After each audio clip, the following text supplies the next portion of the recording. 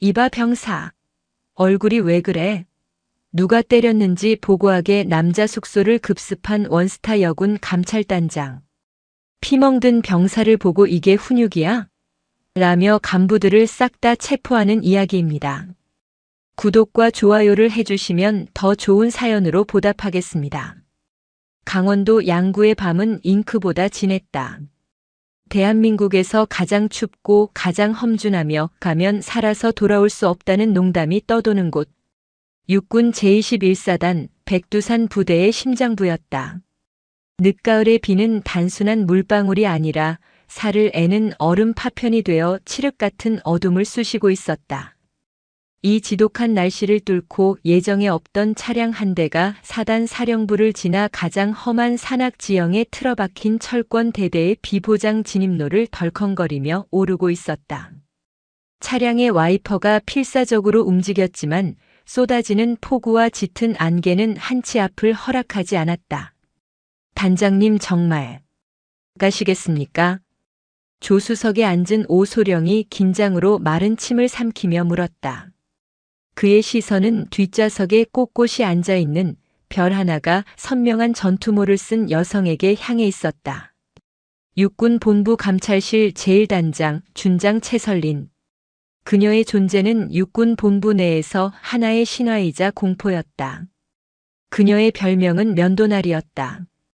겉으로는 차갑고 매끄러워 보이지만 한번 그녀의 날에 걸리면 그 어떤 썩은 부위도 그 뿌리까지 남김없이 도려내진다는 의미였다. 그녀가 뜬다는 소문만 돌아도 장성급조차 밤잠을 설칠 정도였다. 오소령. 최설린이 어둠에 잠긴 창밖을 바라보며 나직이 입을 열었다. 그녀의 목소리는 비오는 날의 공기처럼 차분했지만 그 안에 강철 같은 날이 서 있었다. 자네가 어제 내게 보고한 철권 대대의 보고서 말이야. 예, 단장님. 작년 대비 훈련 성과 30% 향상, 부대 사고율 0, 전군 최우수 전투대대. 뭐 하나 흠잡을 데 없는 완벽한 보고서였습니다. 그래, 완벽했지. 최설리는 희미하게 웃었다. 그 미소에 오소령은 등골이 서늘해지는 것을 느꼈다. 너무 완벽했어. 잉크로 쓴 숫자가 아니라 피로 쓴 숫자처럼 비릿한 냄새가 났거든. 지난 분기 그 완벽한 부대에서 관심사병으로 분류되어 타 부대로 전출간 병사가 몇 명이지? 5명입니다. 전원 부대 적응 불가 판정을 받았습니다. 부대가 완벽한데 병사들이 적응을 못한다? 그게 말이 된다고 생각하나? 최설리는 지난밤 육군 본부의 소리함으로 도착한 한 통의 익명 편지를 떠올렸다. 글씨는 공포로 떨리고 있었고 내용은 지옥을 묘사하고 있었다. 살려주십시오. 이곳은 군대가 아닙니다. 제발, 저희를 구해주십시오. 원래 오늘 우리의 공식 감찰 일정은 사단 본부였어. 사단장이 준비한 깨끗한 식당에서 모범적인 장교들과 저녁을 먹는 거였지. 하지만 난 그 잘 차려진 밥상보다 저 어둠 속에서 썩어가는 상처를 직접 봐야겠어. 방향 돌려. 대대 본부가 아니라 가장 구석에 있는 생활관으로. 하지만 단장님 보고도 없이. 보고를 하면 연극을 준비하겠지. 나는 연극을 보러 온 게 아니야. 분장실 뒤편의 진짜 얼굴을 보러 온 거지. 차량은 위병소의 경고판을 무시하듯 더 깊은 어둠 속으로 미끄러져 들어갔다. 철권 대대. 대대장 천무진 중령이 지배하는 이 작은 왕국은 자신들을 향해 다가오는 면도날의 존재를 까맣게 모르고 있었다. 철권 대대 제7중대 3생활관. 자정이 가까운 시간, 공식적인 소등 시간은 한참 전에 지났다. 하지만 생활관의 그 누구도 잠들지 못했다. 수십 명의 병사가 침상 위에 부동자세로 앉아 숨소리조차 죽인 채 공포에 떨고 있었다. 생활관 중앙 불이 꺼진 어둠 속에서 퍽, 퍽 하는 둔탁한 소리만이 주기적으로 울려 퍼졌다. 이병. 고하늘. 누군가 신음처럼 내뱉었다. 내가 내가 오늘 작업 중에 삽을 부러뜨려서 우리 중대 전체가 이 고생을 하는 거야. 알아, 몰라. 죄송합니다. 죄송하면 다야, 이 개새. 퍽. 이번에는 군홧발이 복부를 걷어차는 소리가 들렸다. 무릎 꿇린 병사 이병 고하늘이 비명도 지르지 못하고 앞으로 고꾸라졌다. 그는 입대한 지 이제 갓 2달. 대학에 다니다 입대한 유난히 희고 선이 고운 얼굴의 청년이었다. 일어나. 아직 안 끝났어. 그의 앞에 서 있는 이는 중대 실세이자 대대장 천무진 중령에 충실한 사냥개인 독고철 상사였다. 깡마른 체구에 뱀처럼 가늘고 차가운 눈. 그의 별명은 독사도 귀신도 아닌 녹슨 못이었다. 한 번 박히면 그 주변을 천천히 그리고 고통스럽게 썩어가게 만든다는 뜻이었다. 상사님, 이 새끼 오늘 훈련비 입금이 늦어졌습니다. 부모님이랑 통화 한번 시켜야. 옆에 있던 선임 병장이 비굴하게 웃으며 말했다. 뭐? 훈련비? 독고철이 고하늘의 머리채를 잡아 올렸다. 야, 하늘아. 부모님이 돈을 안 보냈대? 너 하나 때문에 우리 중대 발전이 안 되는 거야. 알아? 내가 낸 훈련비로 대대장님도 기분 좋고 나도 기분 좋아야 너도 편한 거라고. 이 간단한 걸 왜 몰라? 그건 훈련비가 아니. 짝. 독고철의 손바닥이 고하늘의 뺨을 후려쳤다. 말대꾸. 이 새끼가 군기가 빠졌네. 그 순간이었다. 쾅. 생활관의 낡은 철문이 거칠게 열리는 소리가 났다. 독고철과 병사들은 모두 화들짝 놀라 문 쪽을 바라보았다. 어떤 새끼야, 이 시간에. 독고철이 욕설을 내뱉으며 고개를 돌린 순간 그는 얼어붙었다. 문 앞에는 비에 흠뻑 젖은 전투복 차림의 여성이, 그 뒤에는 잔뜩 겁에 질린 오소령이 서 있었다. 누구십니까? 여긴 남자 숙소인데. 혹시 면회? 독고철이 상황 파악이 안 된 듯 어설프게 물었다. 여군 간부가 그것도 이 시간에 이 구석진 막사까지 올 리가 없다고 생각했다. 그때 탁. 최설린이 복도에 전등 스위치를 올렸다. 일어나. 순간 지옥 같던 생활관이 환한 형광등 불빛 아래 적나라하게 드러났다. 병사들은 공포에 질려 침상에서 튀어올랐다. 그리고 최설린은 그 광경을 보았다. 그녀의 눈에 들어온 것은 중앙에 무릎 꿇린 채 피투성이가 된 이병 고하늘의 모습이었다. 터진 입술, 시퍼렇게 부어오른 눈. 그리고 그녀는 고하늘에게 시선을 고정한 채 천천히 걸어 들어왔다. 그녀의 구둣발 소리가 생활관의 침묵을 갈랐다. 지금 뭐 하는 짓이었나? 그녀의 목소리는 조용했지만 그 안에 담긴 무게의 독고철은 저도 모르게 뒷걸음질 쳤다. 누군데? 감히. 전체 차렷. 오소령이 비명처럼 외쳤다. 육군 본부 감찰단장 최설린 준장님이시다. 감찰단장께 대하여 경례. 준장? 독고철의 눈이 믿을 수 없다는 듯 커졌다. 별 하나. 그것도 여군이? 이 밤중에. 병사들은 혼비백산하여 경례를 붙였지만 최설린은 그 경례를 받지 않았다. 그녀는 피투성이인 고하늘의 앞에 멈춰 섰다. 일어나. 고하늘은 공포에 질려 그녀를 올려다보지도 못했다. 괜찮다. 일어나. 최설린이 그의 팔을 잡아 일으키려던 순간 고하늘이 악 하는 고통스러운 신음을 내뱉었다. 최설린의 손길이 닿은 팔 부분이었다. 최설린의 눈빛이 가늘어졌다. 그녀는 고하늘의 전투복 소매를 걷어 올렸다. 오소령은 저도 모르게 입을 막았다. 전투복 소매 아래 드러난 팔은 인간의 팔이 아니었다. 시퍼렇고 검붉고 노랗게 변색된 멍 자국들이 마치 물감을 칠해놓은 듯 끔찍하게 뒤덮여 있었다. 이게 훈련인가? 최설린이 독고철을 향해 돌아보았다. 그녀의 목소리는 양구의 겨울 바람보다 더 차가웠다. 아, 아닙니다. 저 새끼가 오늘 훈련 중에 계단에서 굴렀습니다. 그래서 계단? 최설리는 고하늘의 반대편 팔솜에도 걷어 올렸다.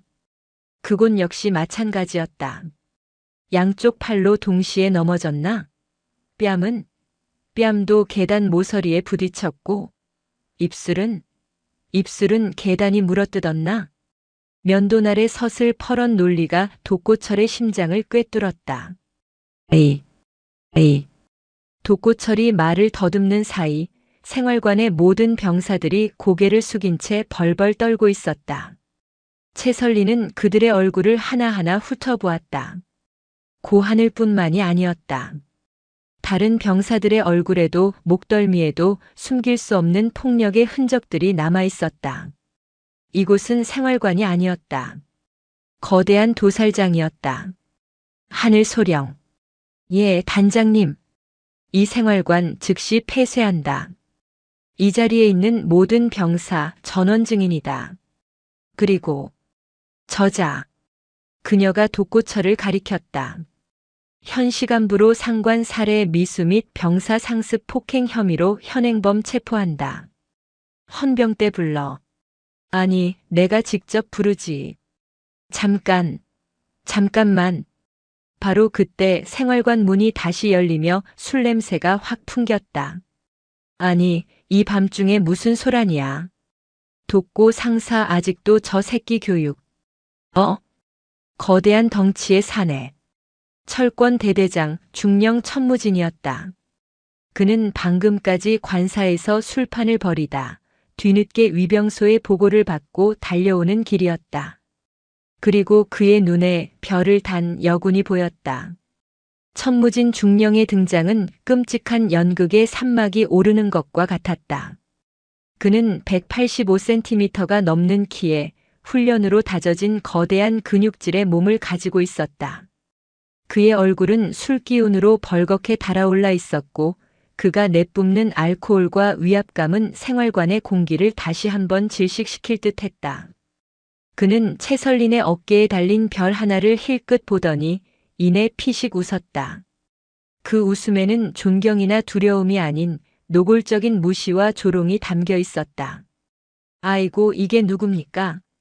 별까지 다신 높은 분이 이 늦은 밤에 사내놈들 땀내 나는 곳까지 어쩐 일이십니까? 그는 경례조차 하지 않았다. 대신 독고철 상사에게 턱짓을 하며 물었다. 독고, 이 여성분은 누구신가? 혹시 저 고하늘이 놈 애미라도 되나? 아들 멍든 거 보고 놀라서 달려오셨어? 푸하. 독고철은 그제야 긴장이 풀린 듯 혹은 든든한 백이 등장한 것에 안도하며 천박하게 웃었다. 중령님, 그게 아니라 육군본부에서 나오신 감찰단장님이시랍니다. 준장이시랍니다. 준장? 하. 천무진은 이제 대놓고 그녀를 위아래로 훑어보았다. 마치 진기한 구경거리라도 만난 듯한 시선이었다. 아, 육본 날이셨어? 그것도 여군 준장? 이야, 출세하셨네. 우리 같은 촌놈들은 평생 구경도 못할 분이 어쩌다 이 누추한 곳까지 행차하셨답니까? 그의 말 한마디 한마디에는 감히 여자가 별을 달고 감히 여자가 이 최전방해라는 뼈가 시릴 정도의 멸시가 담겨 있었다. 오소령이 분노로 얼굴이 붉어져 앞으로 나섰다. 중령, 지금 누구 앞에서? 됐어, 오소령. 최설린이 손을 들어 그를 막았다. 그녀의 얼굴은 놀랍도록 평온했다. 마치 폭풍우가 몰아치기 직전의 고요한 바다처럼. 천무진 중령이라 했나. 자네 부하들은 계단이 때리고 자네는 술이 말을 하는 모양이군. 뭐라고? 천무진의 눈이 가늘어졌다. 나는 지금 자네 부대에서 벌어진 상습 폭행과 금품 갈취 현장을 급습했다. 적이 피투성이가 된 병사가 그 증거고 끔찍한 멍 자국을 달고 있는 이 병사들이 모두 증인이다. 증거? 증인? 천무진이 코웃음을 쳤다. 단장님, 여자라서 세상을 너무 순진하게 보시는 모양인데. 그는 생활관을 한 바퀴 빙 둘러보았다. 공포에 질린 병사들은 그의 시선이 닿을 때마다 고개를 숙였다. 얘들아, 내가 너희들 때렸냐? 돕고 상사가 너희들한테 돈 뺏었어? 침묵. 그 누구도 감히 그렇다고 말하지 못했다. 그들에게 천무진과 독고철은 법이었고 채설리는 하룻밤 스쳐 지나갈 손님일 뿐이었다. 손님이 떠나면 이곳은 다시 지옥이 될 것이다. 보셨습니까, 단장님? 천무진이 거들먹거리며 채설린 앞에 섰다. 아무도 그렇다고 말하지 않잖습니까? 저 고하늘이 놈은 훈련 중에 다친 게 맞습니다. 단지 요즘 애들이 너무 유약해서 멍이 좀 쉽게 드는 것뿐이죠. 그걸 가지고 폭행이니 갈취니 하시면 저희 같은 야전 지휘관들은 참 힘 빠집니다. 그는 채설린의 귀에 대고 속삭이듯 말했다. 이곳은 양구입니다, 단장님. 서울의 그 깨끗한 사무실이 아니라고요. 이곳에선 강한 수컷의 방식이 필요합니다. 약한 놈은 도태되고 강한 놈만 살아남죠. 단장님께서 끼어드실 그런 부드러운 동네가 아니란 말입니다. 그는 암컷은 끼어들지 말라는 야만적인 선언을 한 것이나 다름없었다. 수컷의 방식이라. 채설린이 나직이 은조렸다. 그리고 그녀는 모두가 예상치 못한 행동을 했다. 그녀는 천무진의 거대한 가슴팍을 향해 자신의 구두 앞코로 망설임 없이 차올렸다. 전혀 예상치 못한 공격에 술에 취해 있던 천무진이 숨을 삼키며 뒤로 물러났다. 감히. 이게 내 놈들이 말하는 수컷의 방식인가? 채설린의 눈이 면도날처럼 번뜩였다. 약한 놈은 도태된다고. 좋아. 지금부터 이 생활관에서 가장 약한 놈이 누군지 가려보지. 그녀는 천무진을 지나쳐 독고철 상사에게 다가갔다. 독고철은 본능적인 위협을 느끼고 주먹을 꽉 쥐었다. 너. 채설린이 그의 가슴팍에 달린 상사 계급장을 손가락으로 툭 쳤다. 내 놈이 말한 훈련비라는 거. 그거 대대장 관사로 들어간 술값이었나? 아니면 내 놈 주머니로 들어간 쌈짓돈이었나? 무슨. 내가 이 생활관 문을 열고 들어왔을 때 공기 중에 냄새가 났어. 피냄새, 땀냄새. 그리고 아주 역겨운 녹냄새가. 그녀는 독고철의 귓가에 그만이 들을 수 있는 목소리로 속삭였다. 내 놈 별명이 녹슨 못이라지. 하지만 내 눈에는 그저 썩어 문드러진 쇠붙이로밖에 안 보여. 그리고 나는 그런 쇠붙이를 보면 갈아버리고 싶은 충동이 들거든. 에이. 여자가. 독고철이 이성을 잃고 그녀에게 손을 올리려던 바로 그 순간. 움직이지 마. 생활관 문이 다시 열리고 이번에는 완전 무장한 헌병 특수임무대 SDT 대원들이 쏟아져 들어왔다. 오소령이 채설린의 눈짓을 받고 이미 무전으로 부른 뒤였다. 헌병들의 총구가 정확히 천무진과 독고철을 겨누었다. 천무진 중령, 독고철 상사. 채설린이 그들 사이를 유유히 걸어 나오며 말했다. 너희들은 방금 상관 모욕 및 감찰 방해 혐의 그리고 반란 수괴 혐의를 추가했다. 반란이라니. 말도 안 돼.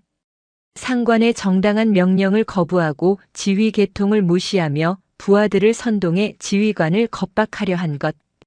이게 반란이 아니면 뭐지?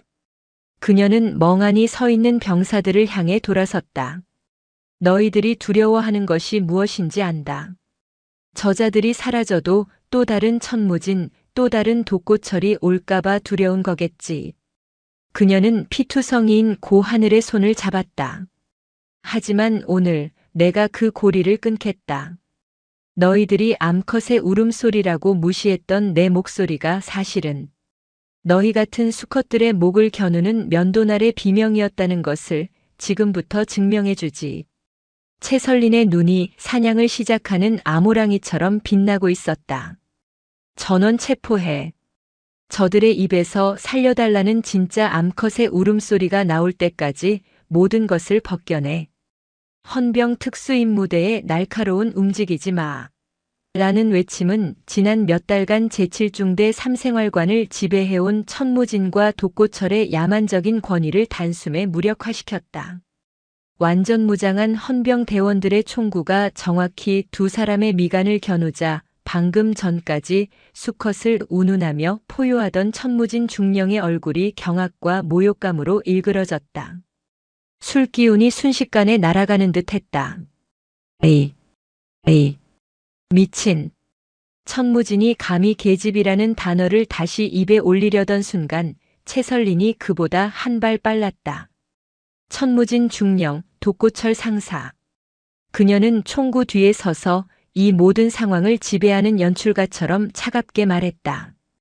지금 이 순간부로 두 사람을 직권 남용, 상관 모욕, 감찰 방해, 그리고 병사 상습 폭행 및 금품 갈취의 현행범으로 체포한다. 내 감찰단장 직권으로 발부하는 긴급 체포영장이다. 저항은 불필요할 거다. 저항할 시에는 반란 수괴 혐의를 추가해 현장에서 사살해도 좋다는 허가를 받아두었으니 그녀의 목소리는 비에 젖은 양구의 밤 공기보다 더 서늘했다. 사살이라는 단어가 튀어나오자 천무진의 거대한 덩치가 움찔했다. 그는 이 여자 준장이 단순히 겁을 주거나 절차를 따지는 행정가가 아니라 정말로 쏠 수 있는 사람이라는 것을 본능적으로 깨달았다. 끌어내. 채설린의 명령이 떨어지자 헌병들이 두 사람의 팔을 뒤로 꺾어 플라스틱 수갑을 채웠다. 이거 나. 이거 못 나. 내가 누군지 알아. 너 채설린. 내가 사단장님께. 아니 군단장님께. 천무진이 발악했지만 헌병은 그의 등을 군홧발로 찍어 눌러 복도로 끌어냈다. 녹슨 못독고철 상사는 자신의 별명이 무색하게 단 한마디의 저항도 하지 못했다. 그는 뱀처럼 차가웠던 눈에 이제야 진짜 공포가 무엇인지 깨달은 쥐에 그것을 담고 있었다. 두 개의 거대한 악이 사라진 생활관은 그러나 평온을 되찾지 못했다. 지배자가 사라진 자리에 그보다 더 거대한 침묵이 내려앉았다. 수십 명의 병사들은 여전히 부동자세로 서서 고개를 숙인 채 벌벌 떨고 있었다. 그들의 눈에 채설린은 구원자가 아니었다. 그저 더 강력한 포식자 혹은 하룻밤의 태풍일 뿐이었다. 태풍이 지나가면 이 땅을 관리하는 지배자는 또다시 그들일 것이라는 뿌리 깊은 공포가 그들의 혀를 묶고 있었다. 채설린은 그 공기를 읽었다. 그녀는 면도날이었다. 그녀는 이 병사들의 피부에 벤멍 자국뿐만 아니라 그들의 뼛속까지 스며든 공포의 독을 보고 있었다. 오소령. 예, 단장님. 이 생활관 이대로 보존한다. 육군 중앙수사단 과학수사팀이 올 때까지 이 생활관 전체를 범죄 현장으로 통제선 설치해. 저기 핏자국, 부러진 삽자루 모든 것이 증거다. 알겠습니다. 채설린은 그리고 여전히 떨고 있는 병사들을 천천히 둘러보았다. 너희들. 그녀의 목소리에 병사들이 움찔했다. 지금 너희들이 무슨 생각을 하는지 안다. 저 여자가 돌아가면 우린 어떡하지? 천중령과 돕고 상사의 꼬리가 남아 우릴 죽이겠지. 그런 생각들. 병사들의 눈동자가 격렬하게 흔들렸다. 정곡을 찔렸다. 그래서 너희들은 여기서 단 한 발자국도 나가지 않는다. 예. 한 병사가 공포에 질려 되물었다. 너희들은 피해자다. 하지만 동시에 이 지옥 같은 범죄를 증언할 가장 중요한 증인이다. 증인은 국가가 보호한다. 그리고 지금 이 순간 너희들의 국가는 바로 나 감찰단장 채설린이다. 그녀는 헌병 대장에게 명령했다. 이 자리에 있는 제7중대 삼생활관 병사 전원, 지금 즉시 사단 사령부 직할에 격리된 숙소로 이동시킨다. 헌병 특임대가 24시간 밀착 경호한다. 그 어떤 21사단 간부도 심지어 사단장조차 내 허락 없이는 이 병사들과 접촉할 수 없다. 식사는 사단장 식당의 특식으로 제공하고 의무관을 24시간 대기시켜. 단장님. 하지만 21사단 사령부의 협조가. 오소령이 우려를 표했다. 협조? 이건 협조를 구하는 게 아니야. 통보하는 거다.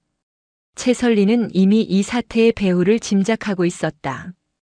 천무진 중령이 이토록 오랫동안 이렇게 잔인하게 부대를 지배할 수 있었던 것은 그 혼자만의 힘이 아니었다. 이 21사단 혹은 그 상급 부대에 그를 비호하는 방패가 있다는 뜻이었다. 오소령, 지금 당장 21사단장에게 연락해. 육군 본부 감찰단장 명의로 긴급 감찰 작전이 개시되었으며 21사단은 본 작전에 일체의 협조를 다할 것을 명령한다고.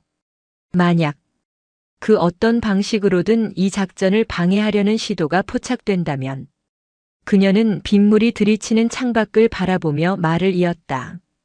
그 방해 행위 자체를 천무진 중령의 공범으로 간주하고 반역 행위에 준하여 처리하겠다고. 내 이름 석자를 걸고 정확히 전해. 이것은 선전포고였다. 21사단 전체에 숨어 있을지 모를 부패의 카르텔을 향한 면도날 최설린의 무자비한 선전포고였다. 병사들은 그 말의 무게를 전부 이해하지는 못했지만 한 가지는 깨달았다. 자신들을 둘러싼 이 공기가 지옥의 공포가 아니라 압도적인 권력의 공기라는 것을. 최설린은 피투성이인 고하늘에게 다가갔다. 의무병이 그를 들것에 실으려 할 때 그녀가 막아섰다. 아니다. 이 병사는 환자가 아니야. 내 증인이야. 그녀는 자신의 어깨에 달린 비에 젖은 준장 계급장을 손수건으로 닦았다. 그리고는 멍하니 앉아있는 고하늘의 손을 잡아 일으켰다. 그녀의 손은 얼음장처럼 차가웠지만 그가 잡아본 그 어떤 손보다도 단단했다. 고하늘 이병. 네. 내가 보낸 그 편지 잘 받았다. 그 편지 한 통이 오늘 밤 이 성체의 문을 연 거야. 내가 한 일은 고자질이 아니라 구원 요청이었고 나는 그 요청에 응답한 것뿐이다. 그녀는 고하늘의 어깨를 짚었다. 이제 내가 나를 도울 차례다. 내가 겪은 모든 것, 내가 본 모든 것을 하나도 빠짐없이 기억해내. 그 기억이 저 짐승들을 영원히 이 땅에 발붙이지 못하게 할 가장 강력한 무기가 될 테니까. 고하늘의 눈에서 비인지 눈물인지 모를 뜨거운 것이 흘러내렸다. 그는 지난 2달간 단 한 번도 사람으로 대우받지 못했다. 그러나 지금 별을 단 장군이 자신을 무기라고 구원이라고 부르고 있었다. 그의 가슴속 깊은 곳에서 공포에 짓눌려 꺼져가던 무언가가 아주 희미하게 다시 타오르기 시작했다. 최설린의 명령으로 7중대 병사들은 그날 밤으로 21사단 사령부 내부에 위치한 외부와 철저히 격리된 비승회관의 숙소로 옮겨졌다. 그곳은 사단을 방문하는 최고 위급 장성들이나 국방부 관계자들만이 묵는 곳으로 그 어떤 21사단 간부도 감히 함부로 접근할 수 없는 사단 내의 치외법권 지역이었다. 최설리는 그곳에 임시감찰본부를 차렸다. 따뜻한 물이 나오는 샤워실, 푹신한 침대, 그리고 갓 조리된 따뜻한 식사. 병사들은 지옥에서 천국으로 단숨에 옮겨진 듯 어리둥절했지만 그들의 공포는 여전했다. 녹슨 모토꽃철이 심어놓은 서로를 감시하고 불신하게 만드는 공포의 바이러스는 따뜻한 물로도 씻겨나가지 않았다. 다음 날 아침 최설리는 1:1 면담을 시작했다. 하지만 벽은 예상보다 훨씬 더 두꺼웠다. 김상병. 어제 독고철 상사가 고하늘 이병을 폭행하는 것을 목격했나? 최설린이 서류를 넘기며 물었다. 그녀의 앞에는 깨끗한 전투복을 지급받았지만 여전히 사색이 된 김상병이 앉아 있었다. 잘 못 봤습니다. 너무 어두웠습니다. 어두웠다고? 내가 들어갔을 땐 불이 켜져 있었는데. 그전에는 자고 있었습니다. 자고 있었다. 수십 명이 숨죽이고 앉아 있었는데 너만? 김상병은 입술을 깨물며 고개를 숙였다. 명백한 거짓말이었지만 그는 진실을 말하는 것보다 거짓말을 하는 것이 더 안전하다고 판단한 것이다. 다음 병사도 마찬가지였다. 이일병, 너도 팔에 멍자국이 있군. 이건 어떻게 된 거지? 넘어졌습니다. 훈련 중에 산에서 굴렀습니다. 이 멍은 구른 자국이 아닌데 일정한 간격으로 긴 막대기 같은 것에 맞은 자국이야. 의무관의 1차 소견이다. 아닙니다. 정말 굴렀습니다. 이 일병은 거의 울먹이며 자신의 말을 믿어달라고 애원했다. 그는 채설린이 무서운 것이 아니었다. 그녀가 떠난 후가 무서웠다. 면담은 지지부진했다. 오소령이 초조한 얼굴로 채설린에게 다가왔다. 단장님, 이래서는 안 되겠습니다. 병사들이 입을 열지 않습니다. 공포가 생각보다 훨씬 깊습니다. 천무진과 독고철이 이 21사단 내에 자신들의 귀를 심어 놓았다고 우리가 떠나면 배신자들을 색출해 죽여버릴 거라고 협박한 모양입니다. 채설리는 눈을 감았다. 그녀는 면도날이었다. 억지로 쑤시는 것이 아니라 가장 약한 틈을 파고들어 정확하게 잘라내는 것이 그녀의 방식이었다. 강압적인 신문은 안 돼. 저들은 이미 폭력에 질려 있어. 우리마저 저들을 압박하면 저들은 영원히 입을 닫을 거다. 그녀는 김상병의 면담 기록을 다시 훑어보았다. 김상병. 부모님 양구 읍내에서 백두산 꿀 가게 운영. 오소령. 이 김상병 다시 불러와. 그리고 따뜻한 꿀물 한 잔만 준비해 주게. 아주 진하게. 다시 불려온 김상병은 이제 자신도 독고철처럼 끌려가는 건 아닌가 하는 공포에 질려 있었다. 다시는 거짓말 안 하겠습니다. 제발. 앉아. 채설리는 그에게 꿀물을 건넸다. 김상병은 어리둥절하며 꿀물을 받아들었다. 자네 아버님께서 만드신 꿀인가? 양구 꿀이 유명하지. 네. 그렇습니다. 그런데 독고철 상사도 이 꿀을 참 좋아했던 모양이야. 김상병의 손에 들린 꿀물 잔이 쨍 소리를 내며 흔들렸다. 채설리는 압박하지 않았다. 그저 사실을 은조렸다. 독고철 상사가 매달 자네 휴가 때마다 아버님 꿀을 20병씩 가져오라고 했다지. 대대장님 선물해야 한다고. 물론 돈은 한 푼도 주지 않았고. 어떻게? 그리고 그 꿀 20병 값을 자네 월급에서 꼬박꼬박 채워 넣었더군. 자네가 지난 6개월간 부모님께 용돈 한 푼 못 보낸 이유가 그거였어. 맞나? 김상병의 눈에서 그가 그토록 참아왔던 눈물이 터져나왔다. 그건 구타의 고통과는 다른 억울함과 죄책감이 뒤섞인 뜨거운 눈물이었다. 단장님, 살려주십시오. 제가 불효자입니다. 아버지가 얼마나 힘들게. 넌 불효자가 아니야, 김상병. 채설린의 목소리가 단호하게 그의 울음을 끊었다. 넌 내 가족을 지키기 위해 괴물의 협박에 홀로 맞선 피해자다. 그녀는 그제야 김상병에게 면담 서류를 내밀었다. 나는 내가 맞은 상처를 증언하라고 강요하지 않겠다. 하지만 내가 빼앗긴 꿀에 대해서는 증언해 줄 수 있나? 내가 흘린 땀과 내 아버님의 자부심을. 저 짐승 같은 놈들에게서 되찾고 싶지 않나? 김상병은 꿀물로 얼룩진 손으로 펜을 잡았다. 그리고 독고철이 자신에게서 갈취한 꿀의 병수, 날짜, 그리고 그것을 전달받으며 했던 협박의 말들을 하나도 빠짐없이 적어 내려가기 시작했다. 균열이 생겼다. 폭력이라는 두꺼운 벽이 아니라 그들이 감추고 싶었던 가장 내밀한 약점과 갈취의 고리에서부터 성체는 무너지고 있었다. 채설리는 즉시 전략을 수정했다. 그녀는 더 이상 폭행을 묻지 않았다. 다음 면담자에게는 그의 여자친구에게서 온 소포를 독고철이 어떻게 중간에서 가로챘는지 물었다. 그 다음 면담자에게는 그의 병가를 천무진 중령이 어떻게 돈을 받고서야 승인해 주었는지 물었다. 폭행의 공포는 침묵을 강요했지만 갈취의 부당함과 억울함은 그들의 입을 열게 만들었다. 병사들은 자신들이 맞은 것보다 자신들의 인간적인 무언가 가족, 연인, 돈, 시간을 빼앗겼다는 사실에 더 크게 분노했다. 면담실 밖으로 증언을 하려는 병사들의 줄이 길게 늘어서기 시작했다. 그들은 더 이상 공포에 질린 피해자가 아니었다.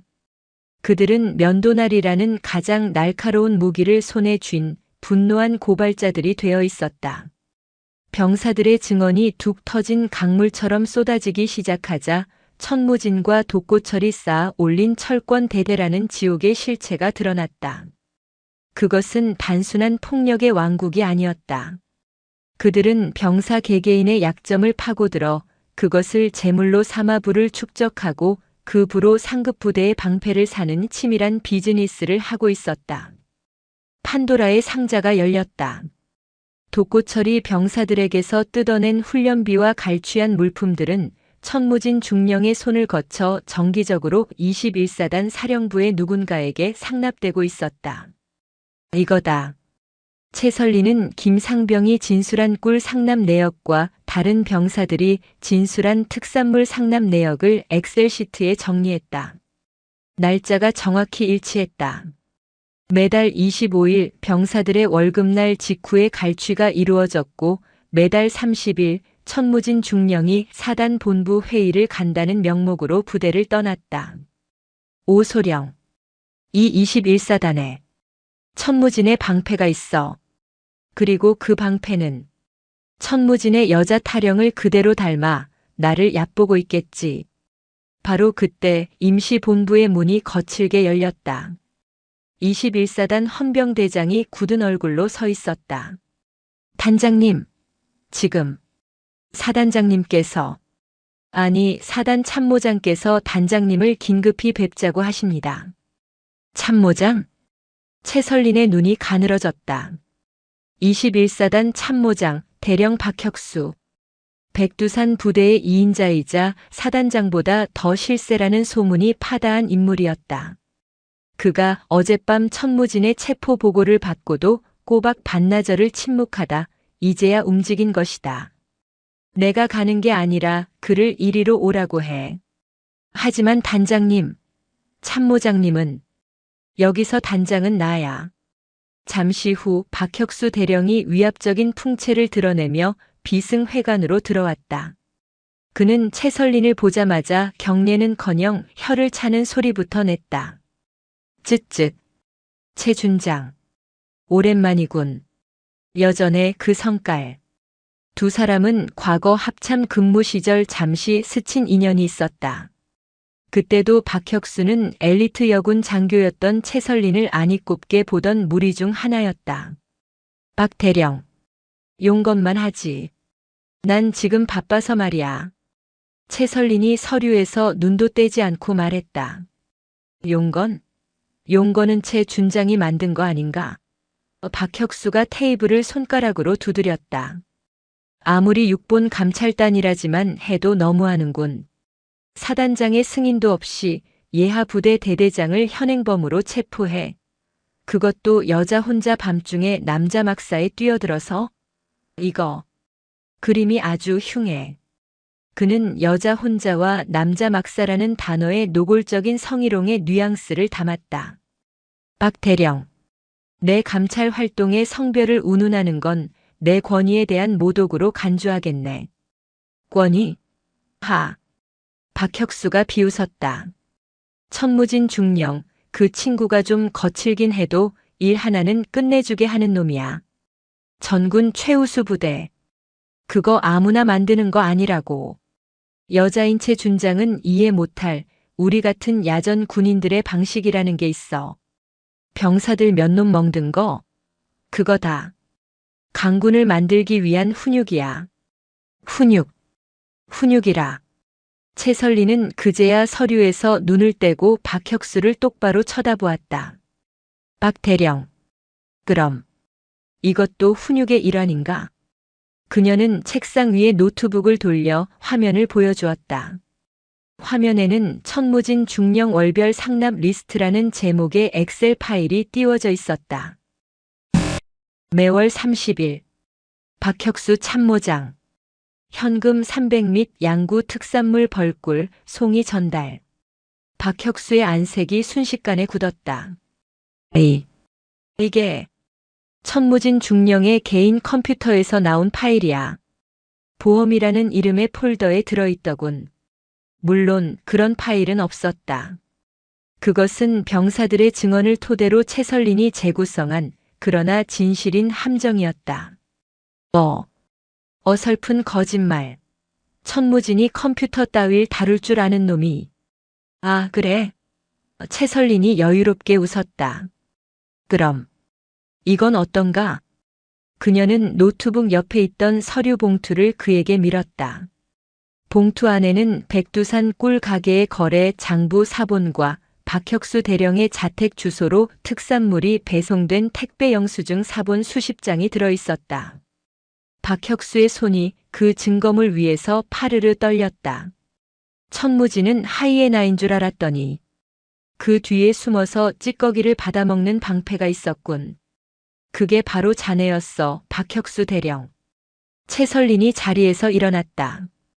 그녀의 그림자가 앉아있는 박혁수를 완전히 덮었다. 천무진이 병사들을 훈육이라는 이름으로 쥐어짤 때 자네는 그 훈육의 대가로 내 놈의 배를 채우고 있었던 거야.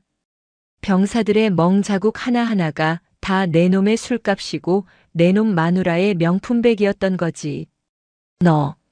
너. 천무진이 수컷의 방식을 운운하더니 그 뒤에 숨은 진짜 수컷은 따로 있었네.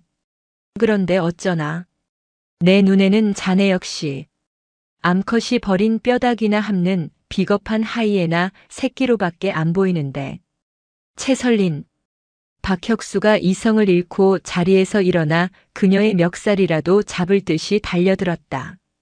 하지만 그가 손을 뻗기도 전에 문이 열리고 헌병 특임대원들이 다시 들이닥쳤다. 박혁수 대령. 채설린이 그의 넥타이를 손가락으로 툭 튕겼다. 자네를 뇌물수수 및 직권남용, 그리고 감찰 방해 교사 혐의로 긴급 체포한다. 천무진 중령 옆방이 비어있을 거야. 가서 훈육의 성과에 대해 마저 이야기 나누시게. 육군 본부 감찰단장 준장 채설린. 그녀가 면도날이라 불리는 이유는 단순히 그녀가 날카롭기 때문만은 아니었다. 그녀는 부패라는 종양을 도려낼 때 그 주변의 정상 조직이 다치는 것을 최소화하기 위해 가장 빠르고 가장 깊숙하면 가장 정확한 급소를 노렸다. 천무진 중령과 독고철 상사는 손발이었고 박혁수 대령은 방패였다. 하지만 이 모든 암세포가 한 몸뚱어리처럼 유기적으로 움직일 수 있었던 것은 이들에게 영양분을 공급하고 통제하는 머리가 존재한다는 뜻이었다. 그리고 그 머리는 21사단 백두산 부대의 사단장, 소장 이만용이었다. 박혁수 대령이 뇌물수수와 직권남용 혐의로 헌병특임대에게 끌려나간 직후 비승회관의 공기는 그야말로 살얼음판이었다. 오소령은 창백해진 얼굴로 채설린에게 다가왔다. 단장님, 사단의 2인자인 참모장을 체포하셨습니다. 이건 사단장과의 전면전입니다. 이만용 사단장, 그 사람은 알아. 채설린이 오소령의 말을 끊었다. 그녀의 눈은 이미 다음 수를 내다보고 있었다. 이만용 소장. 별명 젠틀 독사. 겉으로는 온화한 신사처럼 행세하지만 그 어떤 지휘관보다 냉혹하고 치밀하게 자신의 이익을 챙기는 인물. 박혁수 같은 하이에나를 방패막이로 내세우고 천무진 같은 맹견을 풀어 사냥을 시킨 진짜 주인이지. 그녀는 병사들의 증언 서류처를 넘겼다. 매달 1일 사단장님 주간 전군 전투력 측정 평가. 오소령. 천무진이 그토록 병사들을 쥐어짰던 이유가 뭘까? 그 완벽한 성과 보고서가 필요했던 건 천무진 자신보다도 그의 주인이었을 테니까. 바로 그때 임시본부의 전화벨이 찢어질 듯 울렸다. 사단장 집무실에서 걸려온 직통 전화였다. 오소령이 긴장하며 수화기를 들었지만 최설린이 그의 손을 막고 직접 수화기를 들었다. 육군본부 감찰단장 준장 최설린입니다. 수화기 너머에서는 잠시 예상치 못한 목소리에 당황한 듯한 침묵이 흘렀다. 이윽고 뱀이 비늘을 스치는 듯한 차갑고도 매끄러운 중년 남성의 목소리가 들려왔다. 아, 최 준장이 직접 받았군. 내 집무실로 잠시 와줄 수 있겠나? 보고를 좀 받아야겠는데. 어젯밤부터 내 사단 안에서 일어난 이 모든 소란에 대해서 말이야. 이만용 사단장이었다. 그는 보고라는 단어를 사용함으로써 자신이 여전히 이 사단의 지휘관이며 최설리는 그의 아래임을 분명히 하려 했다. 사단장님, 죄송하지만 지금 제가 처리해야 할 소란이 많아서 자리를 비울 수가 없습니다. 용건이 있으시다면 사단장님께서 이쪽 비승회관으로 직접 오시는 것이 빠를 겁니다. 현행범으로 체포된 사단장님의 참모장 박혁수 대령의 얼굴도 한번 보셔야지요. 수화기 너머로 이만용의 숨소리가 거칠어지는 것이 느껴졌다. 감히 준장 따위가, 그것도 여군 준장이 자신을 오라가라 한단 말인가. 최설린. 준장. 그의 목소리에서 온화함이 사라지고 독사의 동리가 드러나기 시작했다. 자네, 지금 자네가 무슨 짓을 하고 있는지 아나?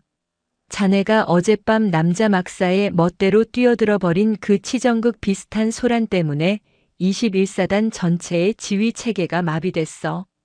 자네는 지금 최전방 부대의 방어 태세를 뒤흔들고 있는 거야. 치정극이라뇨. 최설린이 차갑게 받아쳤다. 사단장님, 제가 본 것은 치정이 아니라 폭행입니다. 그리고 지금 마비된 것은 지휘 체계가 아니라 사단장님의 검은 돈줄이겠지요. 네. 이만용 소장. 당신이 박혁수를 방패로 내세워 천무진에게서 상납받은 그 돈들. 그 돈이 어디로 갔는지 내가 모를 것 같나? 최설리는 면도날의 본능으로 이만용이 가장 아파할 곳을 알고 있었다. 그녀는 병사들의 증언과 박혁수의 상납 리스트를 교차 분석하며 하나의 거대한 자금 흐름을 찾아낸 터였다. 당신이 뭘 안다고? 증거 있어. 증거? 최설리는 책상 위에 놓인 한 장의 사진을 내려다보았다. 그것은 어젯밤 천무진의 관사를 수색할 때 그의 개인 금고에서 발견된 보험이었다. 사단장님, 지난달 사모님 생신 선물로 사셨다는 그 5천만 원짜리 다이아 목걸이. 그거 참 아름답더군요. 천무진 중령이 성의를 다해 골랐다고 사진까지 찍어 보냈던데. 그 돈이 이병 고하늘의 부모님이 피눈물을 흘리며 보낸 훈련비였고 김상병 아버님의 벌꿀을 팔아넘긴 돈이었다는 건 알고 계셨습니까? 수화기 넘어 이만용의 숨소리가 완전히 멎었다. 그는 천무진이 그토록 치밀한 보험을 들어놓았으리라고는 상상도 못했던 것이다. 최 준장. 이건 오해야. 그건 그저 내 아내가. 오해? 최설린의 목소리에 경멸이 서렸다.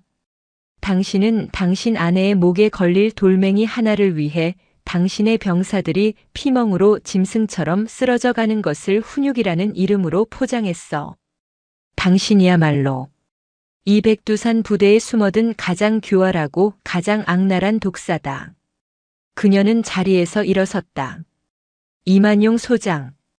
당신을 특정 범죄 가중처벌 등에 관한 법률 위반 뇌물수수 및 군기문란 조장 혐의로 현 시간부로 직무 정지한다.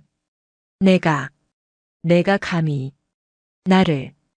그리고 한 가지만 더. 채설리는 창밖을 바라보았다.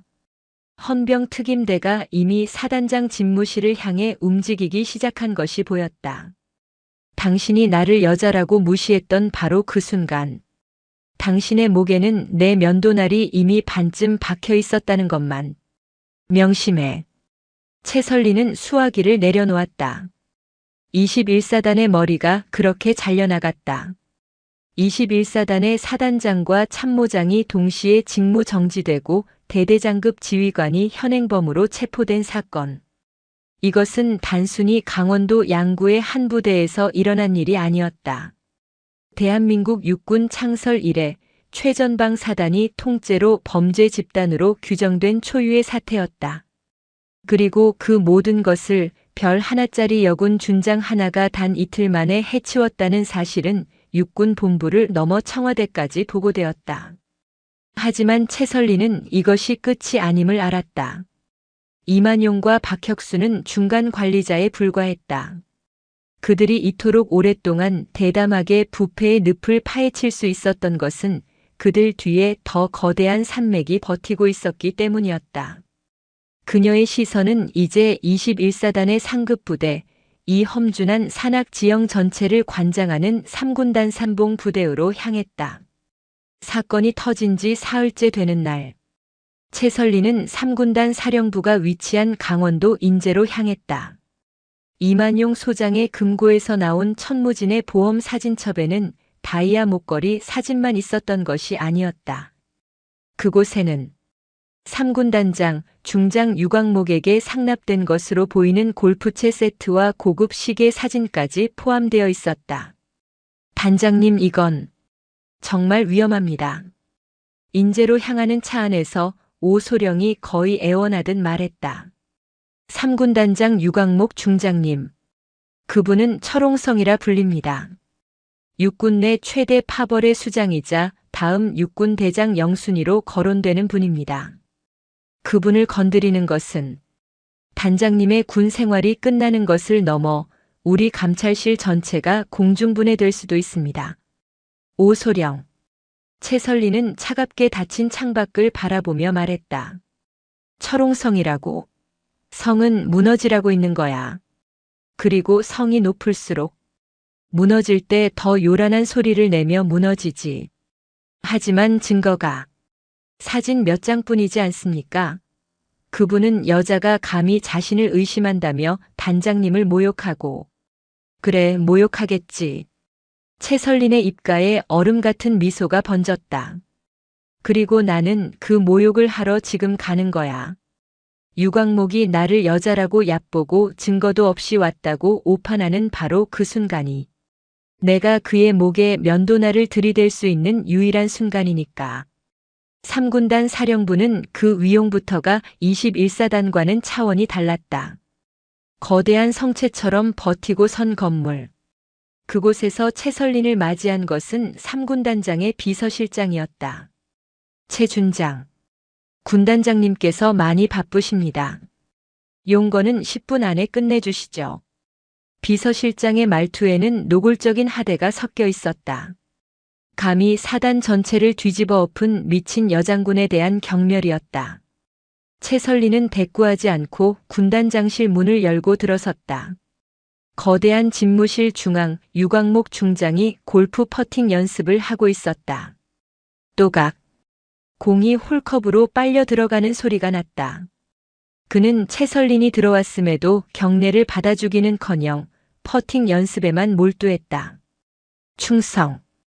육군 본부 감찰단장 준장 채설린. 군단장님께. 됐어. 유광목이 손을 휘저으며 그녀의 말을 끊었다. 그는 그제야 고개를 들었다. 거대한 체구 맹수처럼 번득이는 눈. 철옹성이라는 별명에 걸맞은 위압감이었다. 최 준장, 자네가 요즘 아주 핫하다더군. 그치? 우리 21사단을 아주 걸레짝으로 만들어놨어. 부패한 부분을 도려냈을 뿐입니다. 부패? 하. 유광목이 퍼터를 바닥에 쿵 내리찍었다. 그게 부패로 보이나? 내 눈에는 그저 야전의 거친 방식일 뿐이야. 최전방은 말이야, 최준장. 자네가 근무했던 그 깨끗한 계룡대 사무실이 아니라고. 여긴 짐승처럼 싸워야 하는 곳이야. 그러려면 짐승 같은 훈련도 필요한 법이고. 그가 최설린에게 성큼성큼 다가왔다. 그런데 자네가 여자의 그 감성적인 기준으로 멍이 들었네, 돈을 좀 걷었네 하면서 쑤시고 다니니까 부대 전체가 무너진 거야. 자네가 이 3군단 전체의 사기를 꺾어놨어. 사기가 꺾인 것이 아니라 환부가 드러난 것입니다. 그리고 군단장님.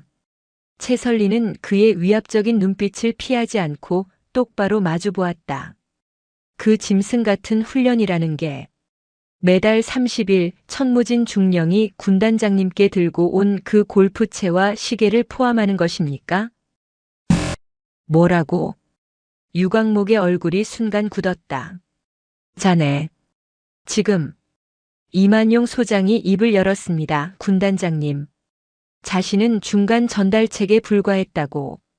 모든 것은 군단장님의 지시였다고 말입니다. 물론 이만용은 아직 입을 열지 않았다. 이것은 최설린의 면도날이 가하는 가장 위험한 공격이었다. 거짓말. 그놈이 거짓말입니까? 좋습니다. 최설린은 준비해온 서류 봉투를 그의 책상 위에 던졌다. 유광목이 긴장하며 봉투를 열었다.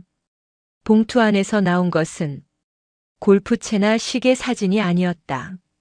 그것은 유광목 중장의 아들이 한 달 전 육군 사관학교가 아닌 평범한 대학 학군단 ROTC 출신임에도 불구하고 전군이 탐내는 육군 본부 핵심 보직으로 발령받은 인사기록 서류 사본이었다.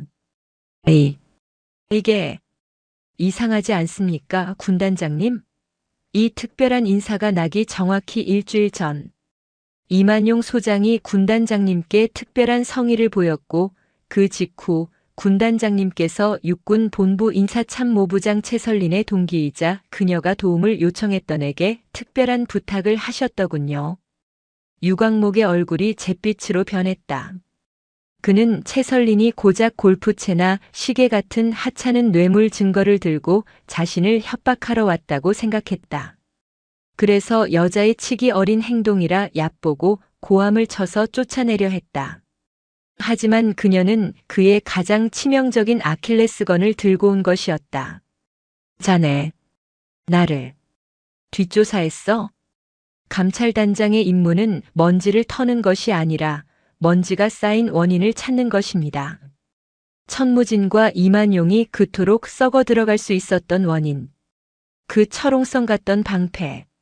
그게 바로 아들의 앞길을 위해 부정 청탁을 서슴지 않았던 군단장님 당신의 부정이었습니다. 유광목 중장이 책상 위를 쓸어버리며 포효했다. 당장 나가. 유광목 중장.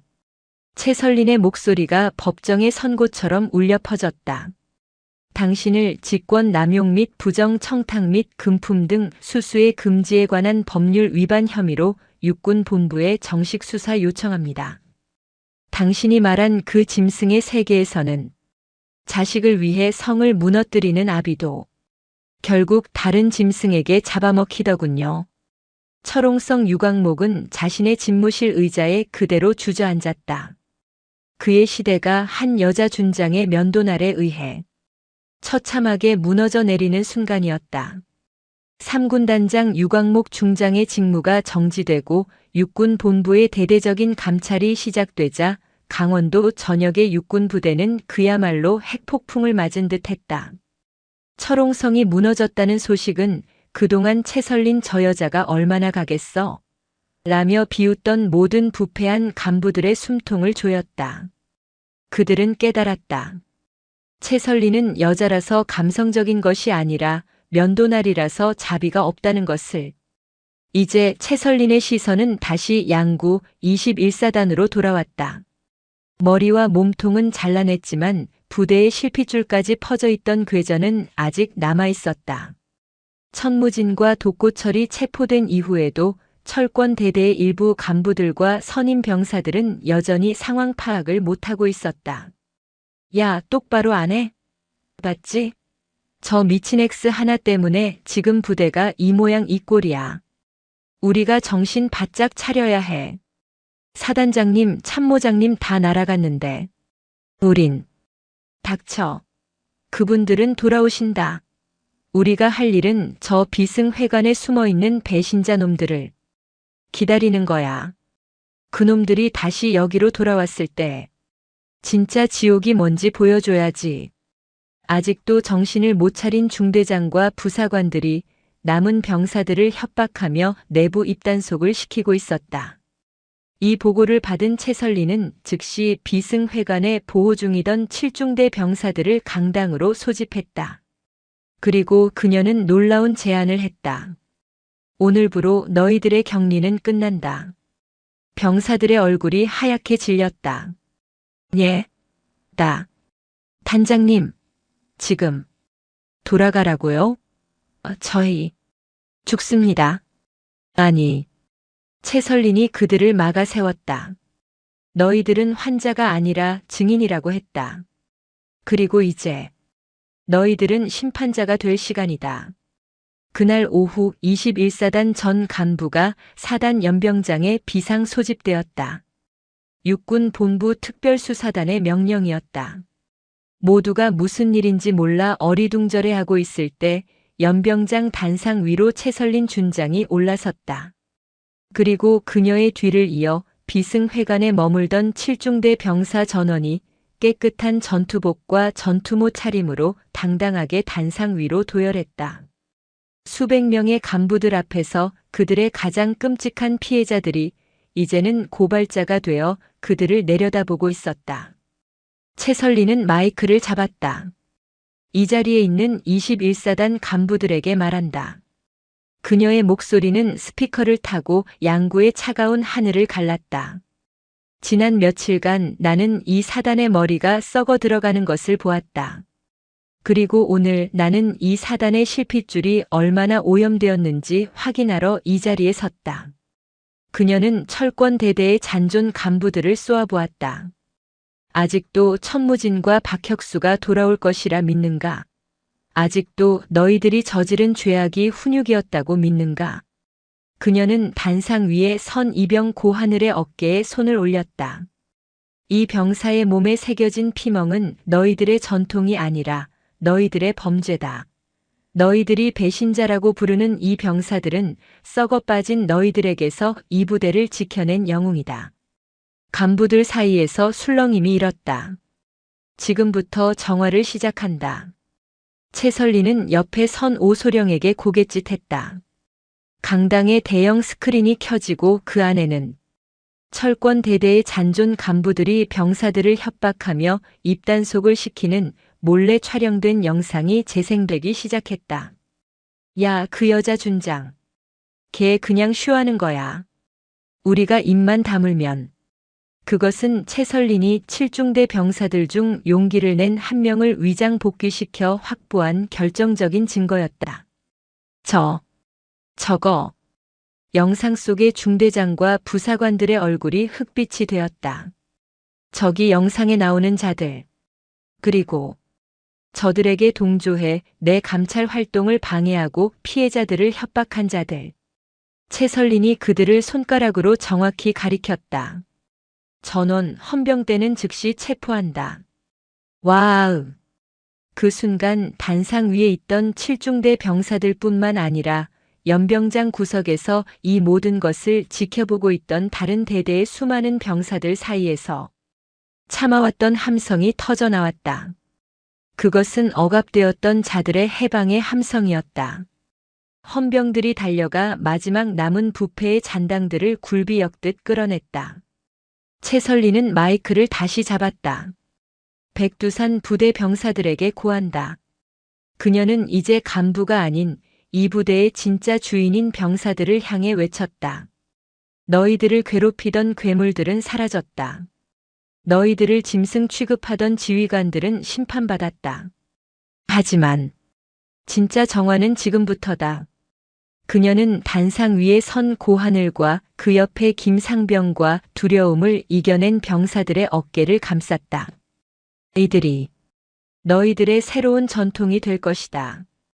부당함에 침묵하지 않는 용기, 동료의 아픔을 외면하지 않는 전우애. 그것이 내가 오늘 200두산 부대에 새로 새기는 첫 번째 면도날이다. 그녀의 선언에 연병장에 모인 수천 명의 병사들이 마치 약속이라도 한 듯 단상 위를 향해 일제히 경례를 붙였다. 그것은 그들이 평생 바쳐온 그 어떤 경례보다도 뜨겁고 진실된 충성이었다. 채설린 역시 그들을 향해 거수 경례를 붙였다. 면도날의 차가운 칼날에 뜨거운 눈물이 아닌 따뜻한 온기가 감돌고 있었다. 시간이 흘러 강원도 양구의 뼈를 깎던 겨울이 물러가고 얼어붙었던 대지에 마침내 봄 기운이 스며들기 시작했다. 그 사이 대한민국 육군 본부가 위치한 계룡대 대법정에서는 역사에 기록될 재판이 열리고 있었다. 군사재판 역사상 유례가 없던 별들의 동시 추락이었다. 피고인석 가장 첫 줄. 한때 철옹성이라 불리며 3군단을 호령했던 유광목 중장은 이제 어깨의 별 셋을 모두 잃은 초라한 민간인 피고인이 되어 앉아 있었다. 그의 맹수 같던 눈빛은 사라지고 공허와 패배감에 찌든 퀭한 눈동자만이 남아 있었다. 그의 옆으로 젠틀 독사 이만용, 하이에나 박혁수, 철권 천무진, 그리고 녹슨 못 독고철이 마치 지옥도에 그려진 죄인들처럼 나란히 고개를 숙이고 있었다. 한때 그들이 입었던 각 잡힌 군복 대신 그들의 죄를 상징하는 수의가 입혀져 있었다. 피고인 독고철. 재판장의 낮고 엄중한 목소리가 법정의 무거운 공기를 갈랐다. 피고인은 상관의 지위를 이용 부하 병사들에게 인간의 존엄성을 말살하는 수준의 상습적인 폭행과 가혹 행위, 금품 갈취를 일삼았다. 이는 군의 근간을 무너뜨리는 가장 흉악한 범죄로 그 어떤 관용도 베풀 수 없다. 피고인 독고철에게 무기징역을 선고한다. 무기징역. 독고철이 짐승처럼 절규하며 일어나려 했지만 헌병들의 육중한 손에 어깨가 눌려 다시 주저앉았다. 그는 자신이 저지른 폭력이 그토록 무거운 대가를 치를 것이라고는 단 한 번도 상상하지 못했던 것이다. 피고인 천무진 징역 30년. 피고인 박혁수 징역 20년 및 추징금. 심판은 자비가 없었다. 재판장은 젠틀 독사 이만용을 향해 고개를 돌렸다. 피고인 이만용.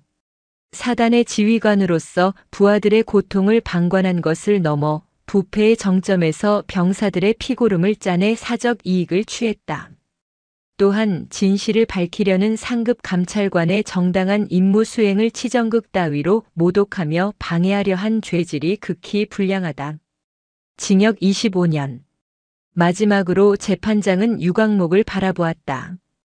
피고인 유광목. 군단장이라는 막중한 직무를 사유화하여 아들의 안위를 위해 부정을 청탁하고 그 대가로 예하부대의 거대한 부패를 비호했다. 피고인의 그릇된 부정이 수백 명의 다른 아들들을 지옥으로 몰아넣었다.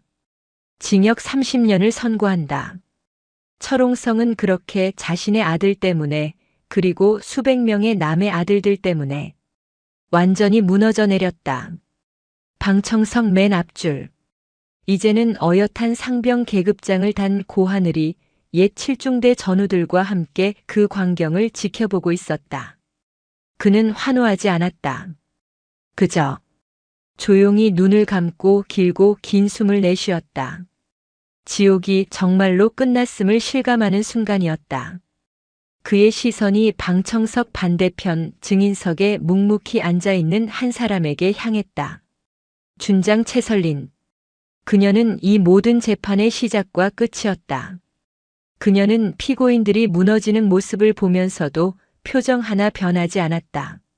면도날은 자신의 임무를 완수했을 뿐이라는 듯 그저 담담히 그 자리를 지키고 있었다. 재판이 끝나고 병사들이 법정을 나설 때였다.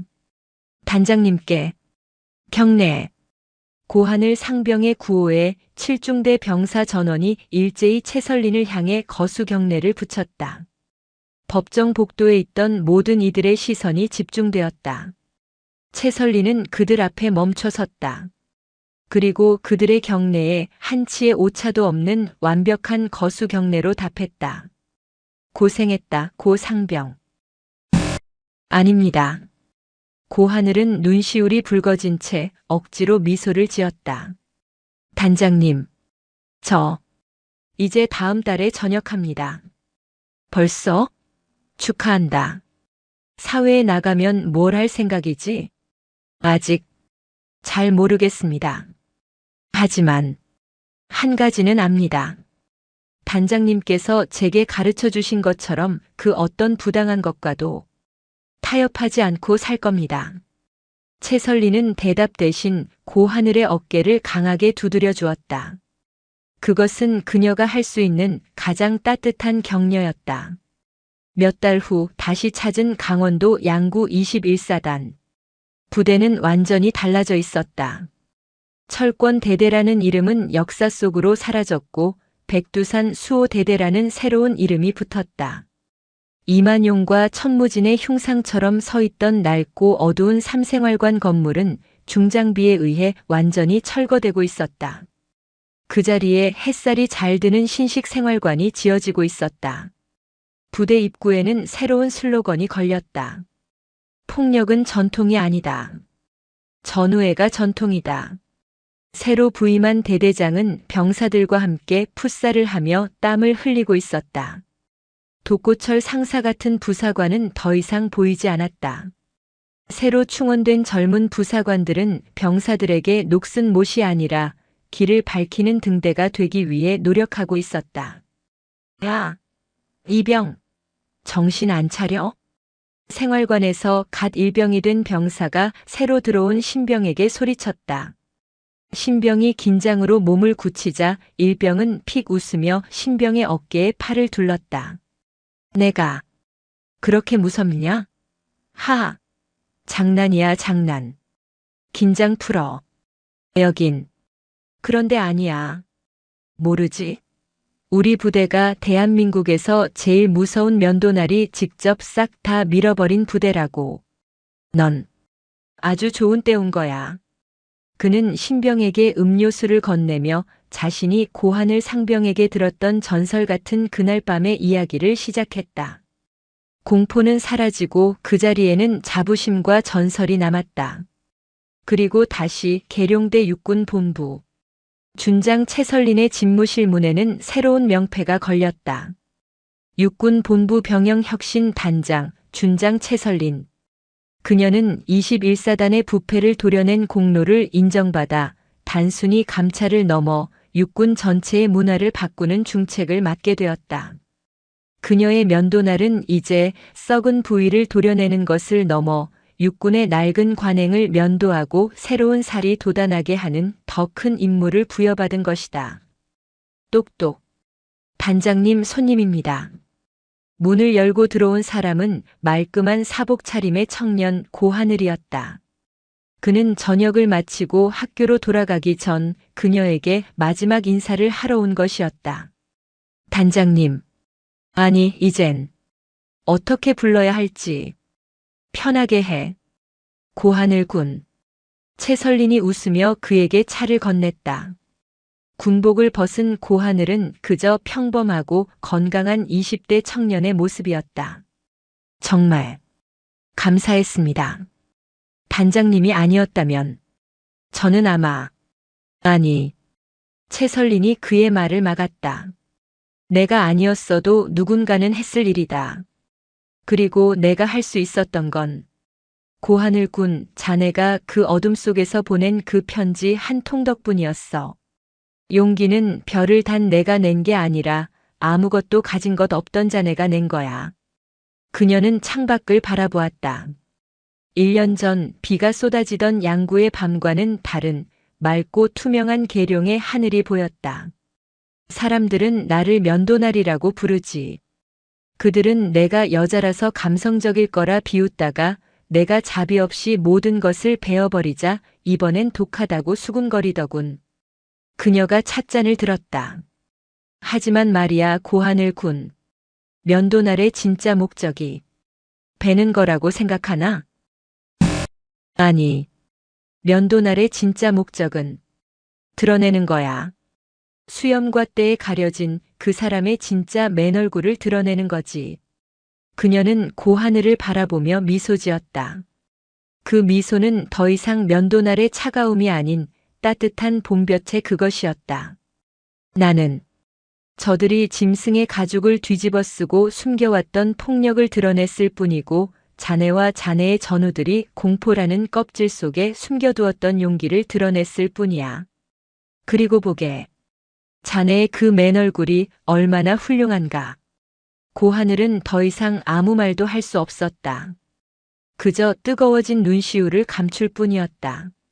채설리는 그가 떠난 뒤 다시 서류에 집중했다. 그녀의 다음 감찰 목표는 또 다른 철옹성을 향하고 있었다. 그녀의 전쟁은 끝나지 않았다. 하지만 이제 그녀는 혼자가 아니었다. 그녀가 구해낸 수백 명의 고하늘이 각자의 자리에서 그녀가 가르쳐준 용기로 새로운 면도날이 되어가고 있을 터였다. 양구 백두산에 뜬 그날의 태양처럼 그녀는 그렇게 이 거대한 조직의 가장 어두운 곳을 향해 묵묵히 빛을 비추고 있었다. 오늘도 요지경 사연을 잘 들어주셔서 감사합니다.